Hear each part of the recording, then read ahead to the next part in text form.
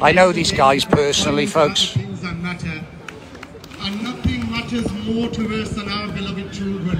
Again and again in the Birmingham protests, the media portrayed us parents as troublemakers, extreme, Muslims who are radical and have nothing better to do than to protest.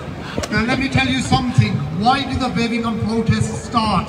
They started because children are coming home gender confused, sexualized. I've got some absolutely sick and horrifying stories to tell you why it took the Birmingham parents a courage to actually come out and protest.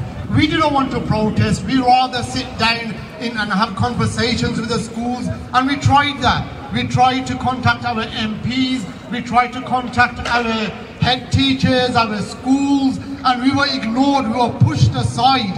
And here we've got these group of mothers, and it takes mothers to actually appreciate what they go through to raise children, to give birth to them. The 9 months of pain and everything a mother goes through, only she knows what it takes to give birth to an innocent baby, to a child. And the parents had absolutely no choice but to come out onto the streets and start protesting for the safeguarding and the innocence of their children. Martin Luther King said, if a man hasn't found a cause worth dying for, he isn't fit to live. Now, what kind of a community would the Muslim community and the parents of Birmingham children, I'm talking about people of non-faith, Christians, and everybody came together to fight for the innocence of their children. Now, these children, what were they taught? There was a program called All About Me, which was created by Johnny Hunt, and it was taken from a Dutch program by the name of Spring Fever. And this program was introduced into the curriculum.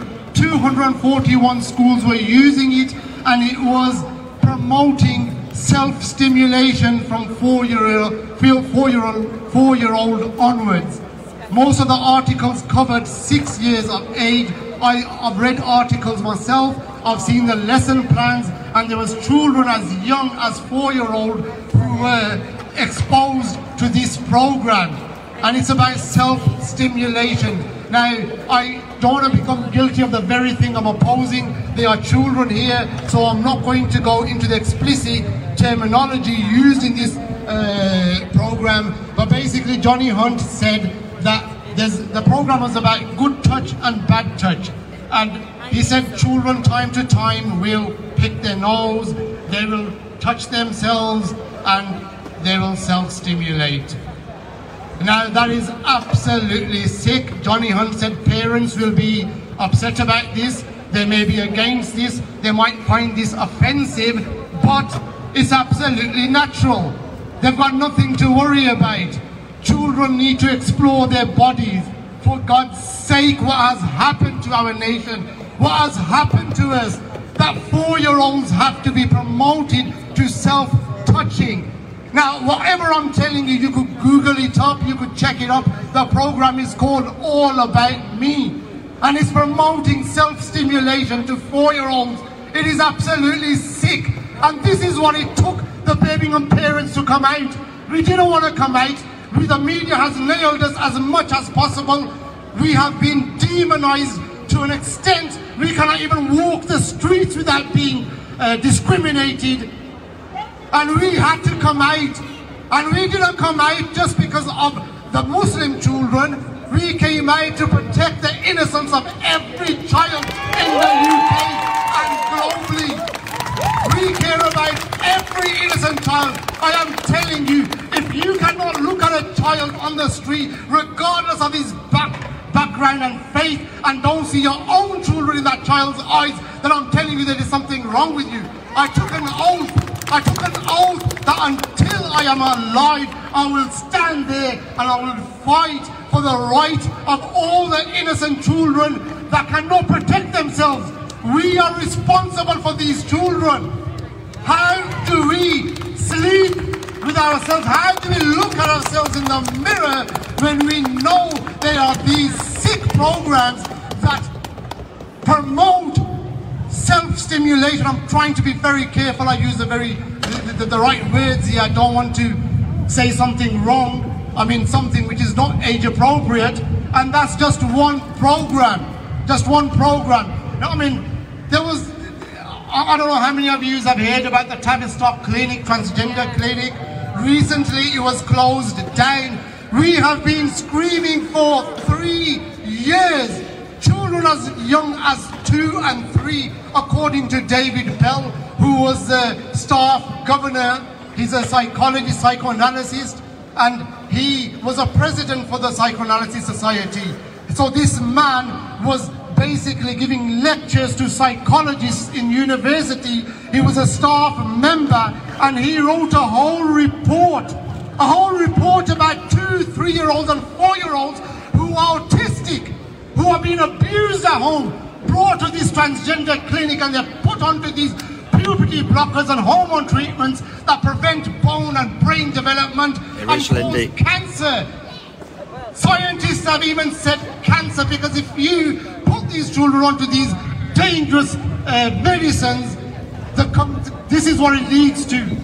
Your body will start to deteriorate. And what about all those children that grew up and then now want to go back to their original sex? What happens to them? The prefrontal cortex of the brain that is responsible for mature decision making doesn't develop until the age of 25 plus. Yes, so how can a 4-year-old understand what it feels like to be in the wrong body or to change their gender? Children cannot even open a bank account. They can't even watch a movie without parental guidance.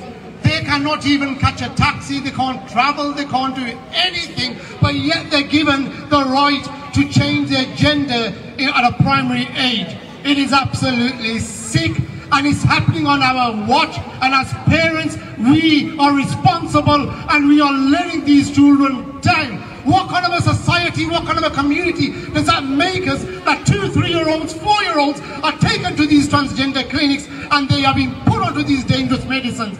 It is insane, and I am telling you, it takes a lot for parents and people to come out and stand up here and talk, but one day the government and the authorities and the Department for Education will respect us the same way Martin Luther King was held as a troublemaker in his day, and today there are 600 wrongs named after him. Exactly. And I'm telling you, you know, it's absolutely insane. I was watching this wildlife program and I saw a lioness protecting a little baby deer from a pack of hungry hyenas. It was absolutely, you know, it was amazing. This lioness, I mean, what is a baby deer to a lioness? It's food, it's a meal. But she saw this innocent deer surrounded by this pack of hyenas, and she took it upon herself to go and protect this innocent deer. My friend was working on cranes. He used to be a crane driver, and I don't know, he was some couple of 1,000 feet up in the air or something in the sky, and he told me the story about how a pack of crows started to come and attack his crane. As he was telling me this story, I said to him, "You must have disturbed the nest, didn't you?" And he said, "Yeah, I was getting too close to the nest and they came." These crows didn't care about their lives. They were smashing against this glass container. They wanted to protect their young. It seems like even the animals have become more humane than us. Even the animals are more humane than us. We call ourselves religious, we call ourselves human, and we just shut our mouths and we just, you know, a brave man dies once, but a coward dies many times. And like I said, today we might find it difficult to stand up here, difficult to challenge what's going on, but I'm telling you, one day, maybe 10 years, 20 years, 30 years later, people will look and they'll say, it was these people, these communities, and the children will be grown up then and they'll say, you guys protected us, you guys were there for us. And if we don't, they are going to say to us, where on earth were you guys We were children. We were being manipulated. What on earth were you lot doing? Where were you guys? Why weren't you there to protect us? And those who come from a religious background, how do you face your Creator? How do you face your Creator? You're thinking about everything else. We need to preach the name of God, the good word of God. For God's sake, yeah, the most important thing is protecting your children. Otherwise, don't have them. If you're going to have children, then it is your duty to love them, educate them, and protect them. And if you cannot do that, then you know what? You failed miserably. And I am telling you, those animals that are protecting the young, which are normally their food, they are better than us. We should be replaced. The human race has failed. You know, earlier on we had Amir Ahmed here, standing here, and I would like to say something about this man. In Birmingham, when the protest took place, there was an injunction imposed upon the parents. And this man stood up and he said, I don't care even if I lose my house, I am going to stand for those children. Today he is £70,000 in debt. And he hasn't even got any children in school. He's £70,000 in debt because of the injunction. This is what happens when you stand up and speak. But he said, I don't care, I'm willing to lose my house. I don't care. I am better off living on the streets, but at least with my head up high. At least I can face my Creator and I can turn around and say that, you know what, I did my bit. I played my part. His children can look him in the eyes and they can say, Dad, we are proud of you. And this is a kind of nation, this is a kind of community we need. We need people to stand up. Today we've got Kim here with the PCP and they're doing a wonderful job. But for God's sake, they're women. What's happened to the men? There was 3 schools in my local area in Birmingham that stood up and took it upon themselves to protect the children. 2 of those schools there was, mind you, one of them, it was a group of mothers that actually started it. They were forced off the school grounds. They were threatened to be imprisoned, arrested and everything. But they didn't care. They said, we give birth to these children and ultimately we are responsible for their protection. So they started to protest. Another school in my local area, it was a group of mothers on their own that stopped it.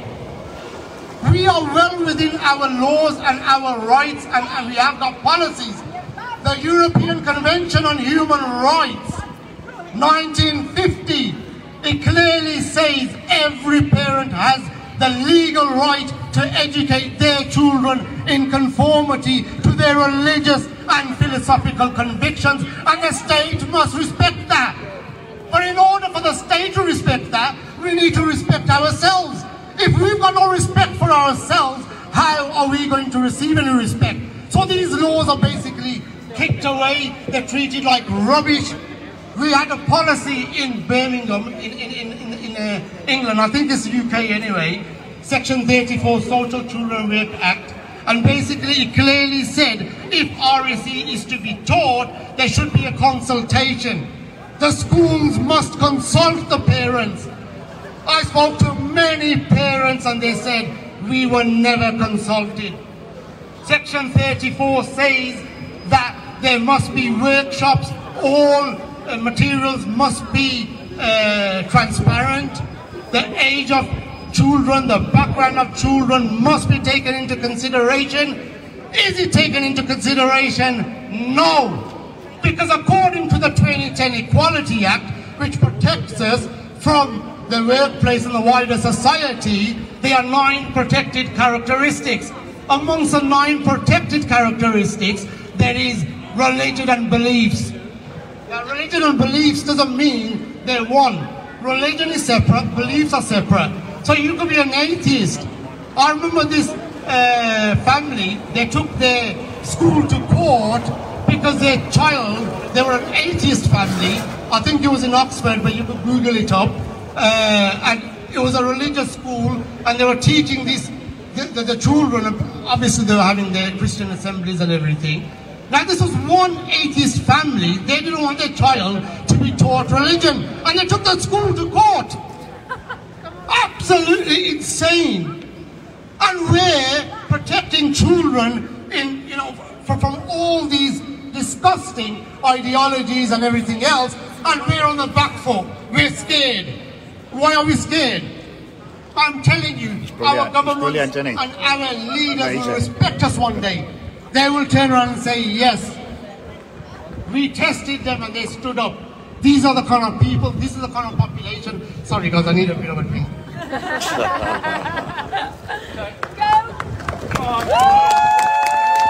A really powerful speech by him today. I tried to hold that drink. He supported the girls from the start. The last three speakers supported PCP Wales from the start, obviously because they've had this in Birmingham.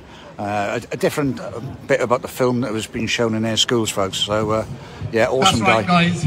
In order for anyone else to respect us, we need to have respect for ourselves. And I'm telling you, everybody, that these children, they really need us. Kim, Adele, the whole PCP, they're doing a wonderful job. But it's not easy. They do need our support. We've travelled from Birmingham today. There's a brother over there, he's travelled from Nottingham. Yeah. That's a lot of money, a lot of time. He was supposed to be working today. He's really sort of, backlogged on work and everything. And when I told him there's a protest today on Friday, he said, oof, how am I going to make it?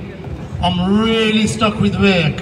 When I told him the time, I said, look, we can make it in the afternoon. No problem. He said, okay, I'll go into work in the morning. You know what? He actually came to my house with paint all over his shoes. He's changed them now. I don't know, unless he's grabbed a pair of shoes from somewhere. So go and check them, folks. He went to work for a couple of hours and he rushed down to Birmingham, and then we've all rushed down here. If we could come here and make the effort, why is it that only a handful of parents understand, what it's all about, how important it is to protect these children? I mean, like I said, the Tavistock Clinic a few days ago or a week ago, it was closed down. Can you imagine how many children? But it's only a partial victory, because there are other transgender clinics open. And we don't know, they could simply close one day and open it up with a different name. So the fight isn't over, guys. The children still need us. The PCP need you. Nothing comes for free. They take, these court cases, they do cost a lot of money.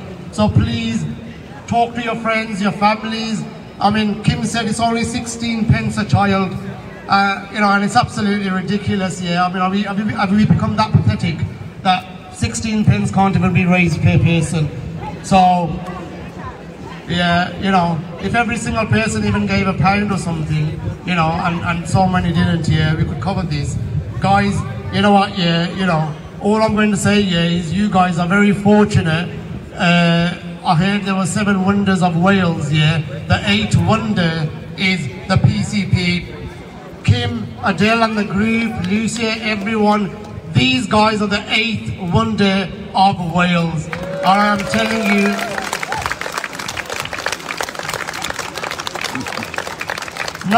nothing can be achieved without your support. They do need your support. The Tavistock Clinic, I think you had over 100 people that petitioned against it, and they are taking it to court. So this is all your work, guys. This isn't, a handful of us can't do anything. So please support these guys, help them to raise their funds, get in touch with them, participate in their protests and everything else. Get in touch with your schools, find out what's being taught, talk to your MPs, your councillors. At the moment it seems like there's only a handful of people that are against this equality and diversity education, which is absolutely, I don't see anything diverse and, equal about 4-year-olds learning about, you know, self-stimulation or being taken and put onto puberty blockers and hormone treatments when, you know, psychologists say that, I think the stats are that over 90% of gender dysphoria rectifies itself over time. And that's without the intervention of medicine and, you know, therapy and everything else.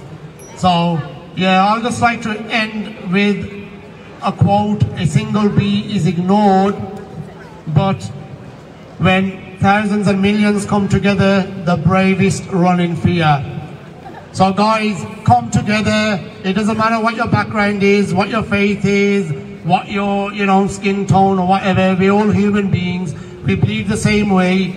We love the same way. And historically, we come from one woman, one man. So it really doesn't matter who we are. Please come together for the sake of these children. And, you know, God bless you all. Thank you very much for coming. Well done. I don't say hello to you.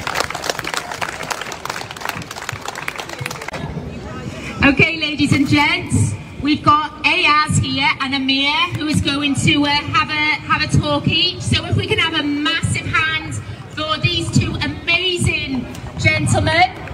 They've done a lot of work with regards to raising awareness of RSE in England, and they've done fantastic work. They've been really, really amazing. So I'm just going to pass you on first to our first speaker.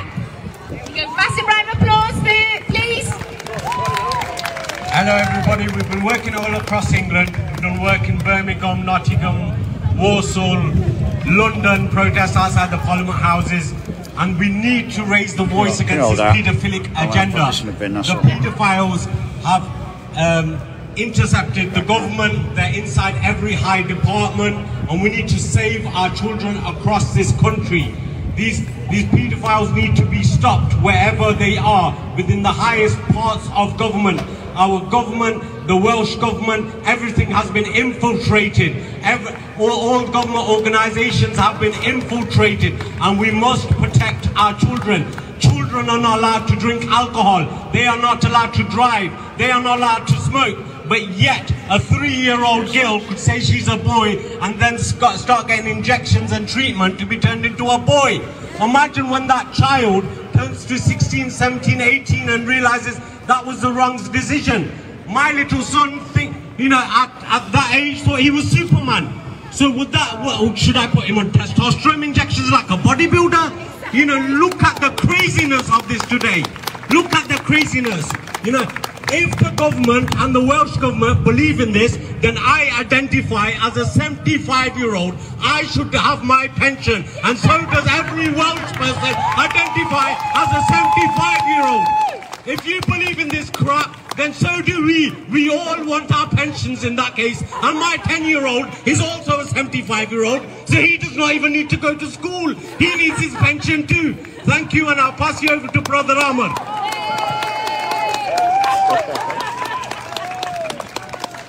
Brother Ahmed is one of the founding members. He started it all, started the revolution from Birmingham.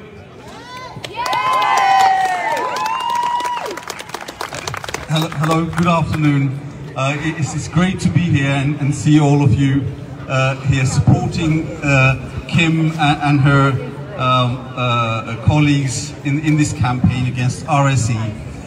Actually, we started this campaign in Birmingham outside a school called Parkfield School a couple of years ago, and it's really quite astonishing how much influence this small, extreme liberal group has in our politics, and we have to go to this extent of protests and court cases and all the trouble that mothers and fathers have to go through for the government to listen to us. In England, we have protested, we have appealed to Parliament, we have engaged with them, but they still did not listen. And I think Kim and her friends here are really doing quite a great job. And the people of Wales have the opportunity at the moment, because it's a few it's gone. still early stages. RSE has not been implemented in schools in Wales, and you still have an opportunity really to try and confront this in a real way through the courts, through speaking to politicians, lobbying them and protesting. It's a big task, and I really do commend people who have come here and supported the RSE program. We in Birmingham are also, you know, fully supporting. There's a lot of people here. This campaign. There was a hell of a lot more earlier. And it's actually quite essential, because the way this liberal sexual culture is pushing our children, you know, the family unit in coming generations will be unrecognizable. Parents, marriages, mothers, fathers, and the way the children will see their parents, it'll be very different. It's quite fundamental what is being taught in RSE, and it's not right. It's not good for our society, because our society is made up of the family unit, where you have a mother, a father, and children in that family.